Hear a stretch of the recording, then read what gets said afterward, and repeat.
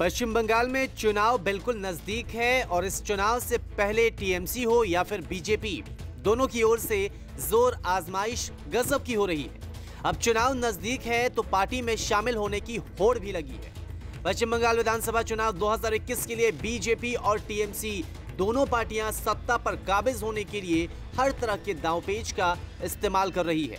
इसी बीच बंगाली सिनेमा के मशहूर अभिनेता यश दास गुप्ता ने बीजेपी का हाथ थाम लिया। पश्चिम बंगाल बीजेपी प्रभारी कैलाश विजयवर्गीय और दूसरे नेताओं की मौजूदगी में यश ने पार्टी की सदस्यता ली। इससे पहले कि भारतीय जनता पार्टी एक ऐसी पार्टी है जो युद्ध के ऊपर बहुत भरोसा करती है, बहुत विश्वास रखती है और उनका सरनेम देख के ये विश्वास नहीं रखती, वो ये नहीं देखते कि उनका कोई पॉलिटिकल बैकग्राउंड है कि नहीं। युद्ध का जज्बा और जो एक्सपीरियंस लीडर्स है उनका विजडम, आई थिंक उसी से देश को आगे लेके जा सकते हैं। एंड आइडियोलॉजी की बात है, नीति की बात है, जो मुझे लगता है कि बीजेपी के साथ मेरी नीति मिलती है। और कुछ आराम से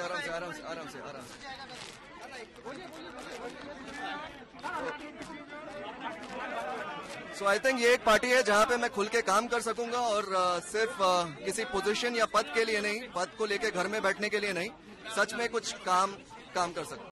यश दास गुप्ता बंगाली सिनेमा में एक जाना पहचाना नाम है और इसी के साथ यश दास गुप्ता टीएमसी की सांसद नुसरत जहां के काफी करीबी दोस्त हैं। दोनों की ये नजदीकियां बंगाली सिनेमा में चर्चा का विषय भी रहती है। नुसरत जहां के इंस्टाग्राम प्रोफाइल पर यश दास गुप्ता और नुसरत की काफी सारे तस्वीरें पोस्ट की गई हैं। साथ ही यश दास गुप्ता के प्रोफाइल पर भी नुसरत और यश की कई तस्वीरें हैं। दोनों की तस्वीरों और दोस्ती को लेकर कई तरह की अफवाह भी उड़ी है। नुसरत जहां एक बिजनेसमैन निखिल जैन के 7 साल 2019 में शादी की थी, खबरें ऐसी भी आई कि नुसरत और निखिल दोनों के बीच सब कुछ ठीक नहीं है और इसी के साथ नुसरत और यश का नाम भी जोड़ा गया। इस पर एक इंटरव्यू के दौरान नुसरत ने साफ किया था कि निजी जिंदगी के बारे में वो किसी को कुछ नहीं बताने वाली।